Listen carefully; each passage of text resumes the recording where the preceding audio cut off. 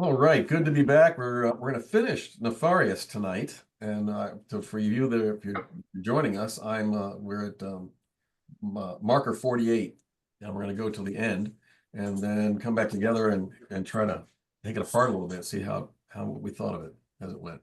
So go watch it and come on back. We'll see you in a few. All right, we're back, and anybody want to pick out anything? Well, it isn't relevant to the story, but I don't know why the guard didn't shoot him when he was choking James. There's a little flaw there, I think. He got fired later. No worries.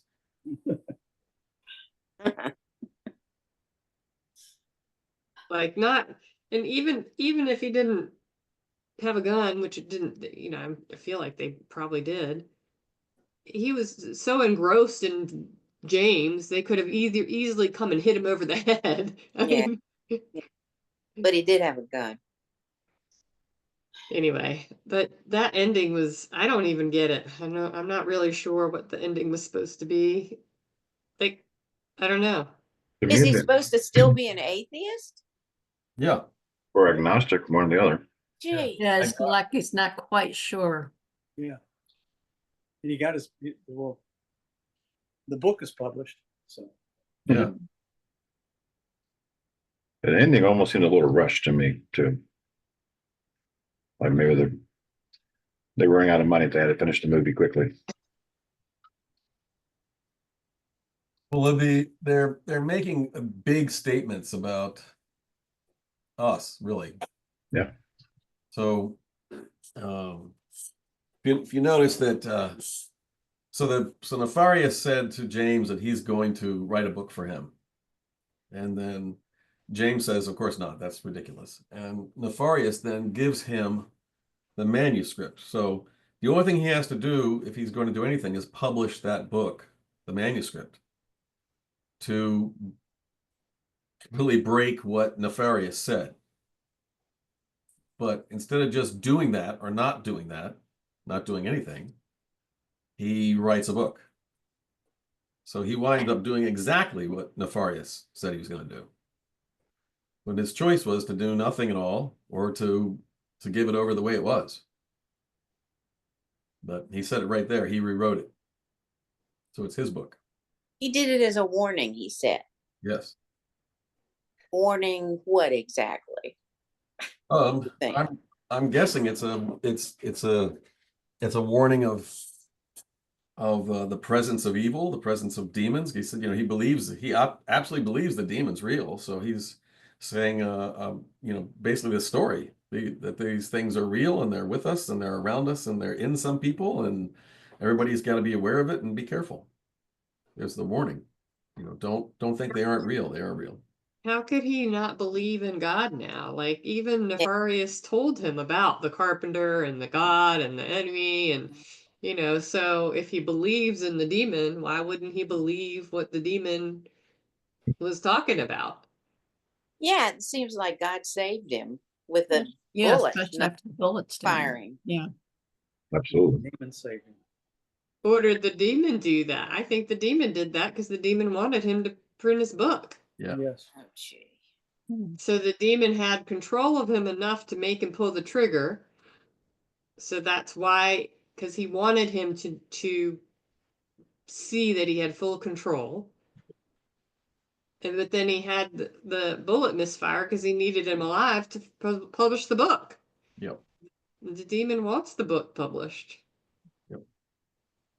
So you just hit a couple of other things that are going on. So it looks like, from one perspective, that Nefarious has done a good thing. And he saved James' life. He didn't let him die. Oh no. Only what he wanted. He did it for nefarious reasons, though. Yeah, but to everybody else, like he told a story. Like if you're a believer listening to Glenn Beck, I think that the spin would go exactly what we're saying, that God stepped in there and stopped him from being killed, so that there's a faith, an incorrect faith response, and then who knows what non-believers would think. You know, it's a strange coincidence. What a weird thing. I mean, how unusual. So the bigger question is, why wouldn't he believe when he's been shown what nefarious when he was in the interviews, and he's actually had a close encounter with some guy with nefarious possessing him, at which time he was, as you said, completely out of control. He couldn't control himself at all, and yet he doesn't believe. Well, he believes in evil, Yes, but not- but not believing in God. I mean, it just doesn't really make sense. no, So no, just evil and no good?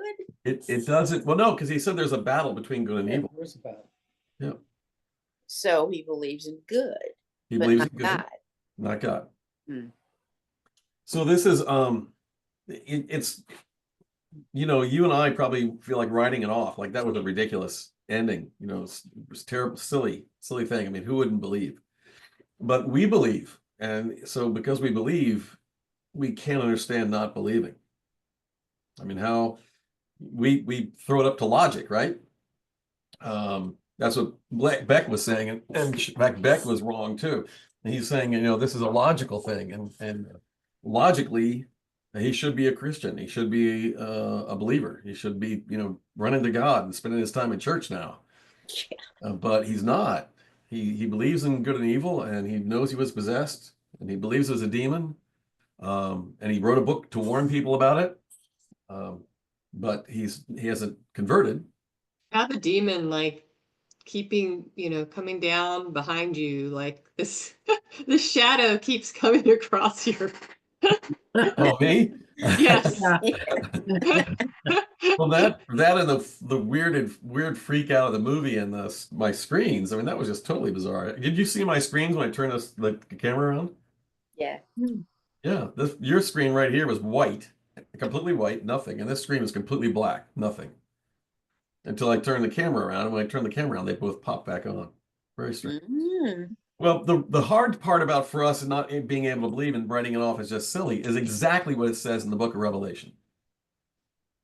You know, God's going to come and do all these miraculous, you know, terrifying things. You know, swaths of the planet are going to die. Unusual and unnatural events are going to take place. Impossible events are going to take place. Cataclysmic events that are simply not possible. They can't happen. And with every event that God does this, people believe in the that something miraculous is happening. Some divine force, some force is doing this. It's horrible, but they will not believe in God. Won't do it. So the whole book of Revelation, one step after another, all the way up to the end of everything, is God giving everybody the chance over and over and over and over to believe by doing these cataclysmic events that they look at and say, there is no other explanation for this. This is impossible. There's got to be a God. I believe in God, and this is why God's doing it. But they're still not believing. You know that he did all those miraculous events in Egypt, Yep. and not very long after it, they made a golden calf. Yep. Yep. How about just the time when the carpenter was around? Well, that was their biggest mistake, the cross. He said the cross was our biggest mistake. But even the people at his time, at the time of Jesus, didn't the very people that were supposed to believe, right? The Sadducees, the Pharisees, the temple priests, they're the ones who didn't believe. Yeah. I mean, you had miracles that were cataloged. People saw it. They saw it. Blind man got to see, and he was witnessed to by his parents. I mean, all the shoot match of Lazarus being dead for days. And he was not a pauper. He was a who's who, was known to the people, and yet they didn't believe. And they theoretically they do believe in God, but then they don't, do they? They kept wanting another sign. Yeah, or another God. Yeah. They wanted a God that fit what they wanted God to do, and so they didn't want the God that did what God was doing. So in effect, they didn't believe either. So that woman, he was in her. I can't remember exactly. Did Edward the demon in Edward, say that if he accepted it when he told that he would come back and kill him, or that he Well, wouldn't? yeah, it's kind of it's nefarious. So Yeah, he said, well, you should have accepted the deal. So the problem was that first James said, okay, I'm yours, take me. I completely freely give myself over to you. Do whatever you want with me. That deal is done, right? So he freely invited him in. That's it. So in that moment in the execution chamber, Nefarious came home, right where he wanted to be, and apparently was with him for a little while longer, as James said in the interview. He was in him, he controlled him for a while, and then he went away. But that just means he's on vacation. He's in something else, somebody else, because he owns James, so he's going to come back. And when he's going to come back to James, he's going to run James the same way he ran Edward. There's nothing he can do about it. And it's actually, there is something he can do about it. He can believe. But as Revelation shows it, there are people, and what they're trying to say here is that you can lead a horse to water. That God will give all these people signs and signs and wonders and signs and things and incredible things and stuff and signs and personal events in their life, and they'll just write it off and they won't believe. Did he say, please God help me, when he had the gun? Yeah. Mm-hmm. Yeah. But desperation cries to a God that I don't know aren't real. Right? People crying out to God, they have no idea what that means. They don't have a relationship. Remember, Jesus said, he closed the door and left them in the street. And they said, let us in, let us in. He said, I don't know you. So they're crying out in the street for God to let them in, for the homeowner, for the master to let them in. And he's saying, he does know them. They're neighbors. They're the who's who of the town. But he's saying, I don't know you, because they are looking at the master as somebody he is not. They know him, but they don't know him. And he's not going to have them there because he doesn't know him either. He doesn't want him. So the idea that, somebody says, oh God, help me, when they have there's no concept, there's no understanding, there's no relationship, there's no anything. What's God's response? Is it a completely open response when it's just done in fear? I'm afraid I'm going to fall off a cliff when I start, don't have any relationship with God, don't know anything about God, don't care about God, don't believe in God, and I just say, oh God, don't let me fall off a cliff. And Edward never believed in God. Apparently not. Wasn't raised in a Christian home or a Jewish home and didn't have anything. Just grew up with nothing and just, made himself available. Yeah. There are some catchy lines in this one. That Satan, I think he said this last time, he said it again, what Satan ultimately wants is freedom. Remember, James was going on, we're free, we can do what we want, you can say what you want, blah, blah, blah, going on. And as far as said, I think I love you. So that's exactly what we want. We want you to have absolute freedom, because absolute freedom for you means that you believe that you are God. You don't need God. You can do whatever you want. You can decide whatever you want. You are the captain. You are the commander. You are in charge of everything of your own life, and you don't need anybody else to do anything for you. That's all your choice. I choose that you can help me. That's my choice. Nobody else can make the choices for me, just me. Personal liberty ad nauseum, taken to the end. And the forest is saying, yeah, that's exactly what we want, because you can't have that perspective and be a believer. When we understand that Jesus said, God says, you belong to me. You're mine. I made you. And you're mine. You're literally mine.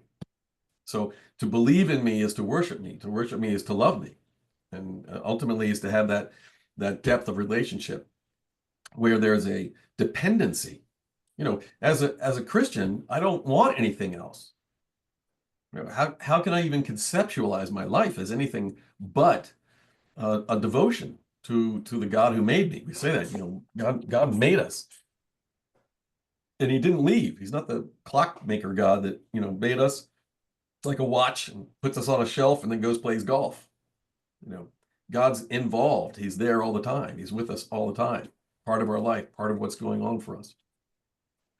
And if that's true, and that's what I believe, that's what you believe, then there's no place where I can say that I make up all the rules and I get to do whatever I want. Because I don't, I can't. God makes the rules up. And I try very, very hard to conform, to do what I need to do, to be who I need to be. So this ultimate freedom that Nefarious is presenting is not compatible with Christian devotion. It has a completely different mindset. And he's very happy for it. Very glad to have that be his thought. He's his own God. This is basically what it comes down to it. I get to make all the decisions. I get to say there is no God. That's my thing. Just me, nobody else. Deifying man. He said that too. Deifying man is for the mystics talked about deification of the individual. That's me. So but they're saying that my relationship with God becomes so intimate, so connected to God, that I am kind of bathed in God's presence. And there's an experience of the divine in me. That's what they're saying. That's the goal. That's the desire, is to get closer to God until this happens. But what Nefarious was meaning was exactly this, that there's nothing beyond you that you want or don't want or don't like. You're God. You're deified. Man is deified. Completely different thing. Logical questions. Blake said you have logical questions. You're a man. You're an educated man. You'll figure it out. You have logical questions. But faith isn't logical questions. Faith, we're people of faith, and we haven't got all the answers. The logic of our faith doesn't make sense all the time. It will eventually if we get to know everything about our faith, but that's a long journey. And the difference is that in between the moment now and the moment maybe ever then when I get the answers, I still have faith. I don't need the answers now to be a person of faith. I like them, but I don't need them. I can get along without them. So for him to say that James is going to get all the answers because he's a logical guy is a ridiculous thing to say. That doesn't follow. He should have been saying to him, you need to pray.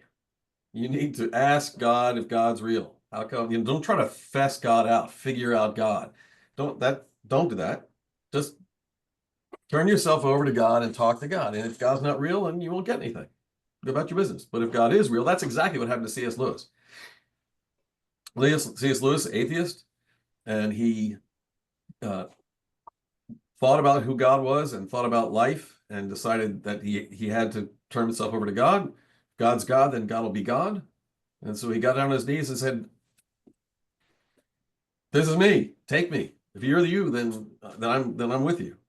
And he never went back. He said that he got on a tram with his brother, and an atheist. And 12 minutes later, he got off the tram at home, a Christian. And it was just that, him sitting there on the tram in his quietness of his heart saying, I believe in you, I'm giving myself to you. And the response to him was palpable, that he knew at that moment when he turned himself over to God, that God was there to be turned over to. So Beck didn't say any of that. Beck's a loser. He missed every opportunity he could possibly have, and he played right into Nefarious's hands. You see, he played right into the worst thing he could do for James and made that his goal. Yep. Battle, but no Dave, God. what do you mean? What's that? What is the worst thing he could do? What do you mean? Oh, to tell him that he could figure it out. Oh, Use logic to figure it out. So this guy, yeah, the interviewer. yeah, saying to James. Okay. So that's part of the statement that they're making in this movie, is that even in that moment when Glenn Beck, who's a Christian interview guy thing, used to be, I don't know where he is now, even in that moment, he plays into evil's hands. Unwittingly, unthinkingly, as a Christian person, a person of faith, plays into the devil's hands, works the other side of the tracks without even knowing it.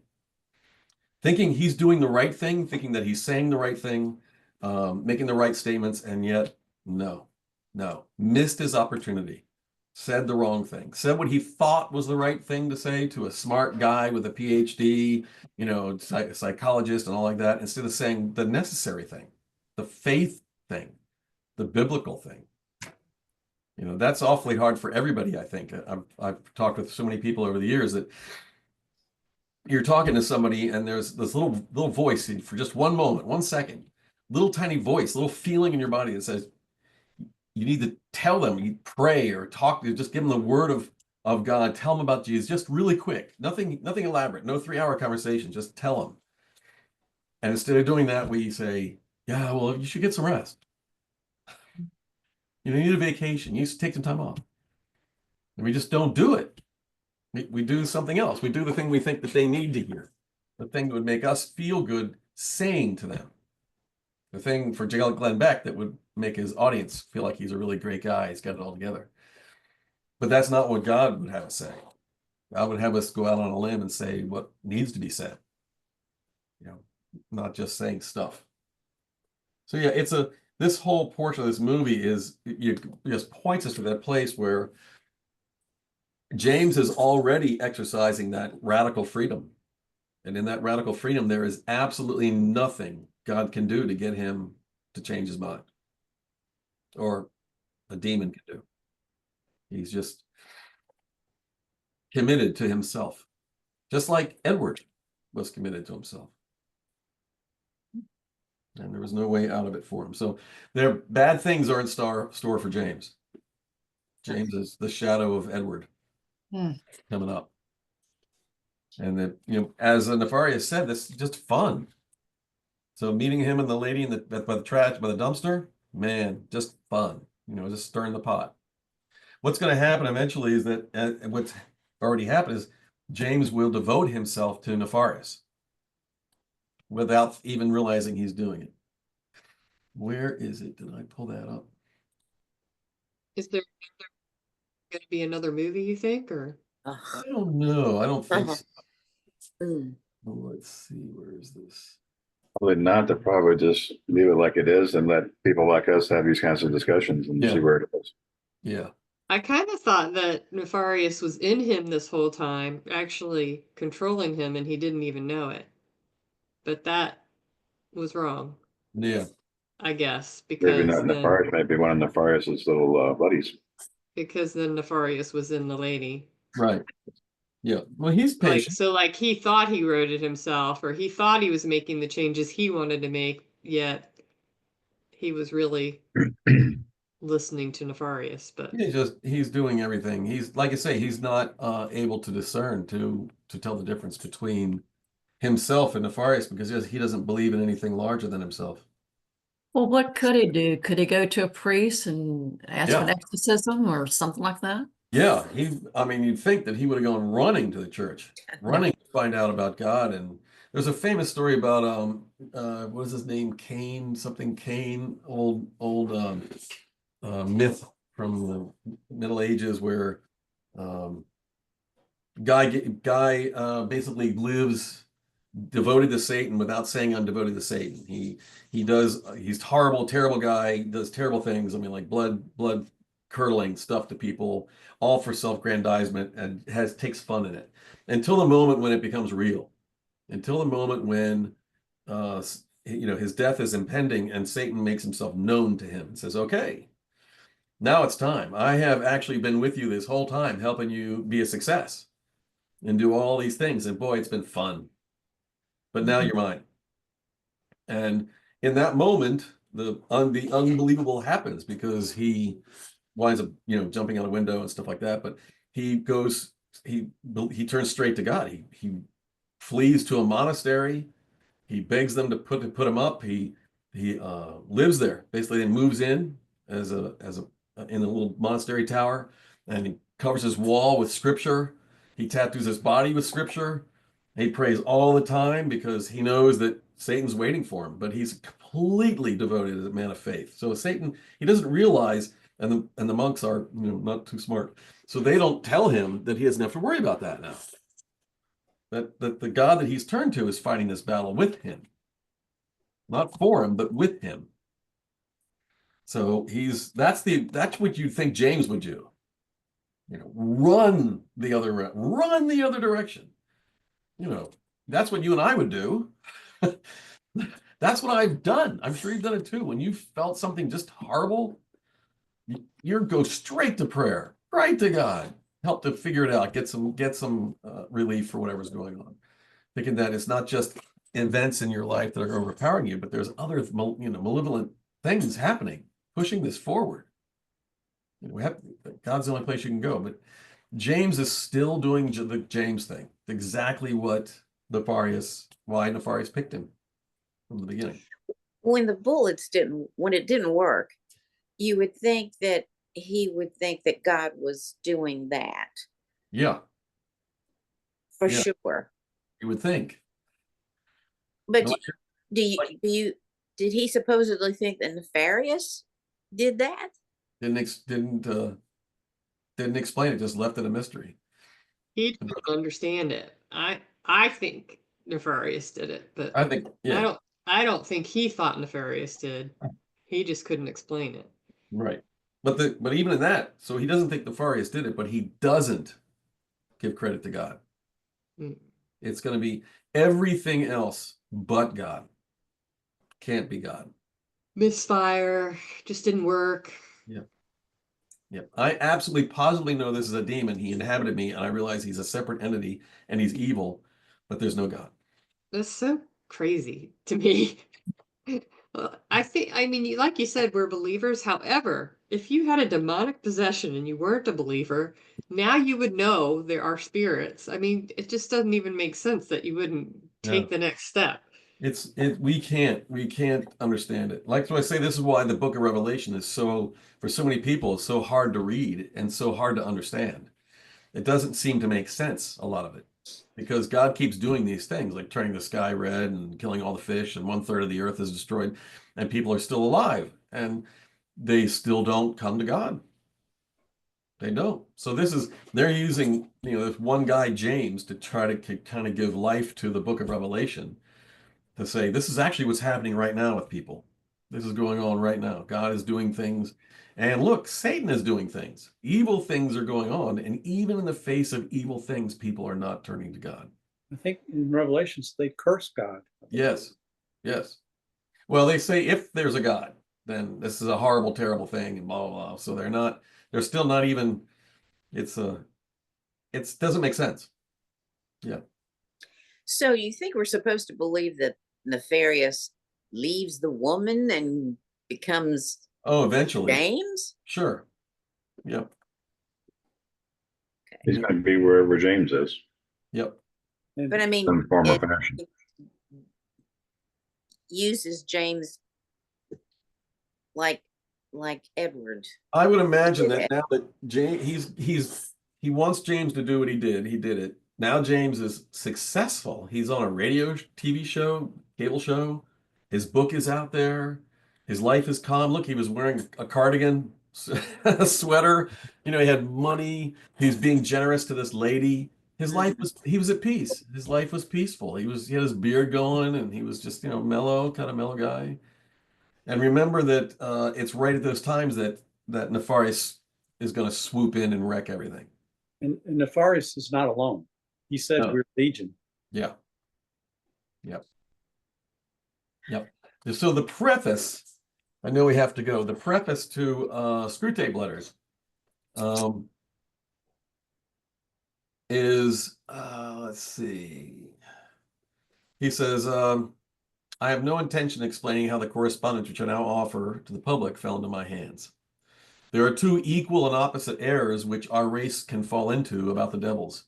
One is to disbelieve in their existence. The other is to believe and to feel an excessive and unhealthy interest in them.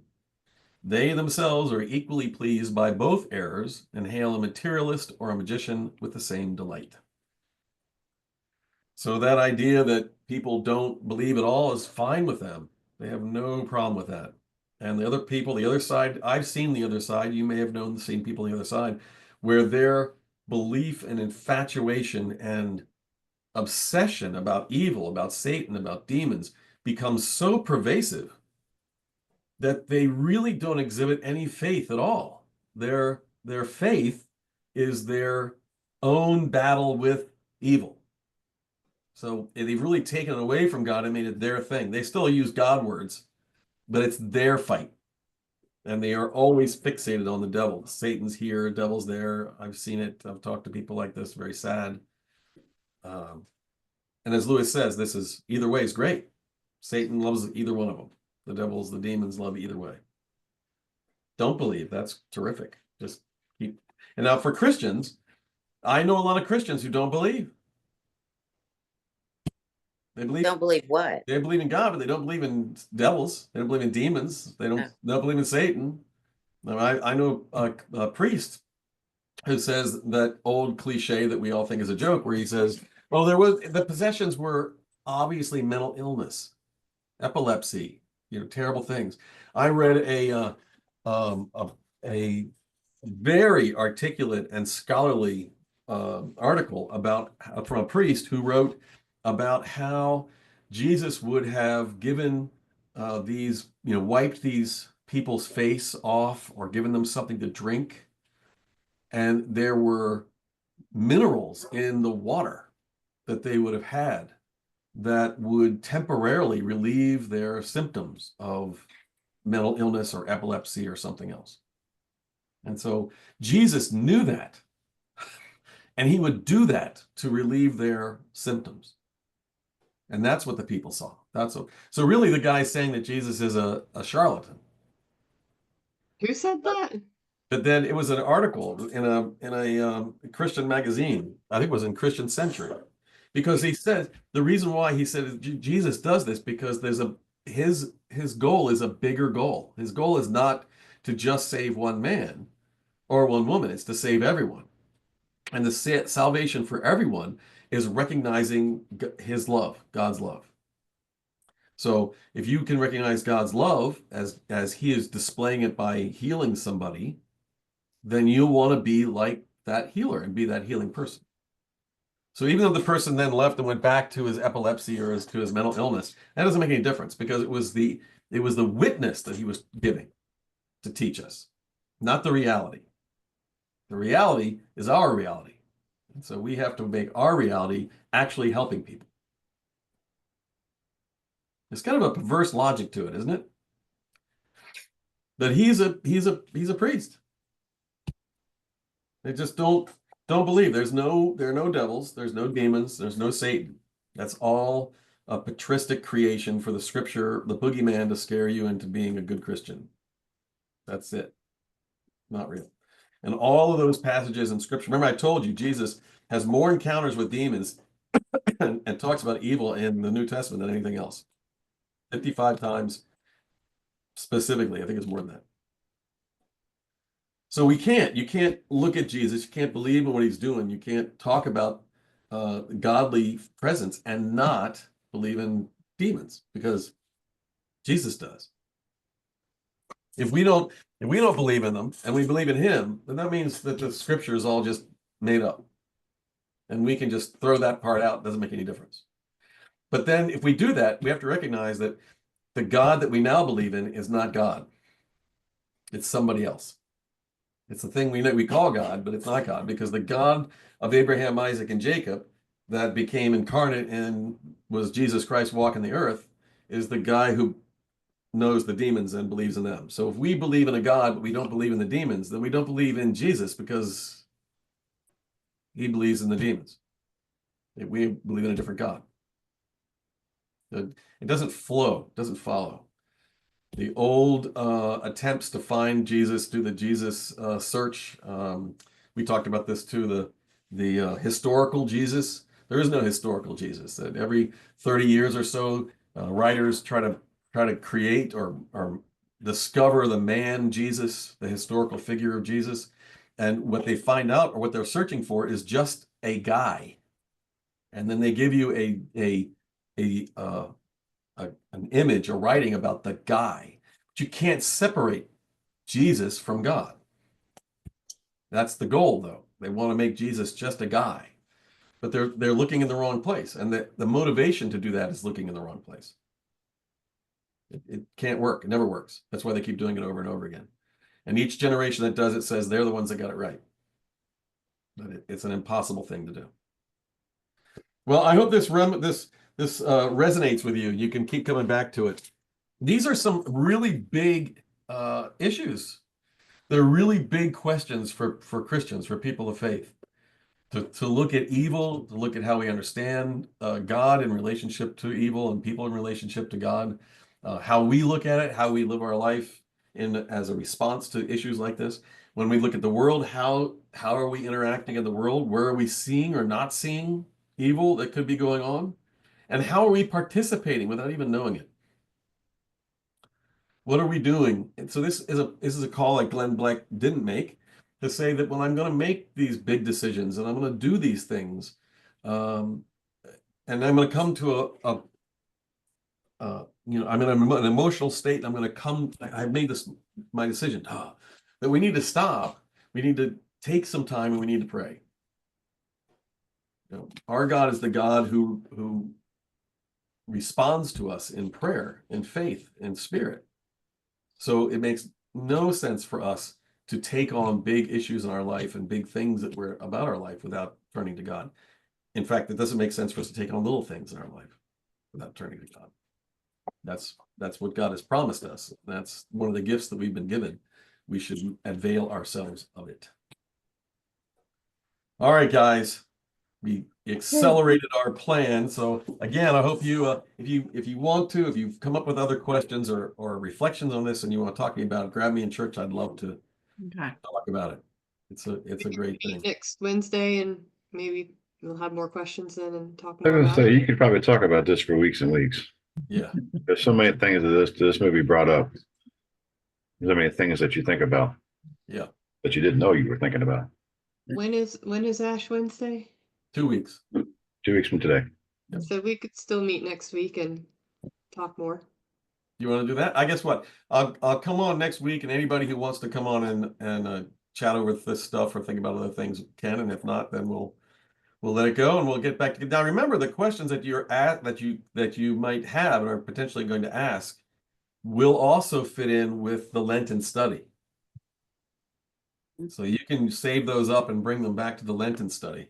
That might be the better thing, because then you can help everybody, because people always need to have the other people help them with questions. Let's do that. That's better. Think about these things. Think about it for 2 weeks. And as we get fit in with the shack. Yeah, sure. Because this is the image of God is the primary focus of the shack, right? But the image of God and his encounter with God is directly a response to a horrible, evil event that takes place, and not sadly, a horrible, evil event that takes place that's not an uncommon event.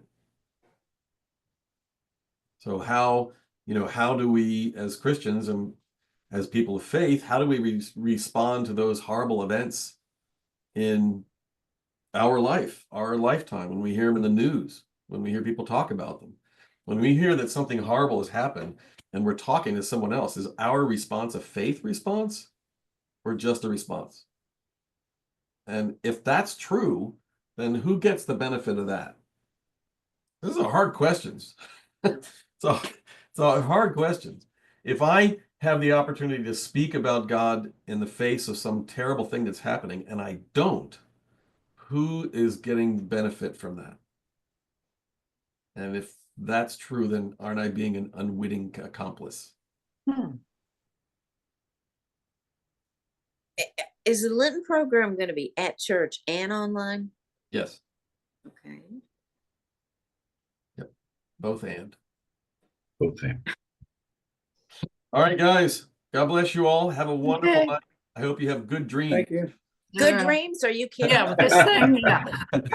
Had to say After, something. after that execution scene, I was- no, that won't be happening. That was pretty grisly, I admit that. Yeah, I actually put my computer screen down and didn't actually watch that. Yeah, it The was, sound was I enough. wish I hadn't.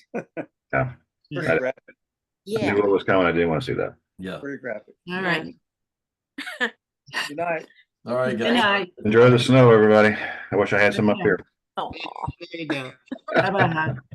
Bye, Mom. See y'all next week or see y'all sometime. All All right, right. take care. Bye.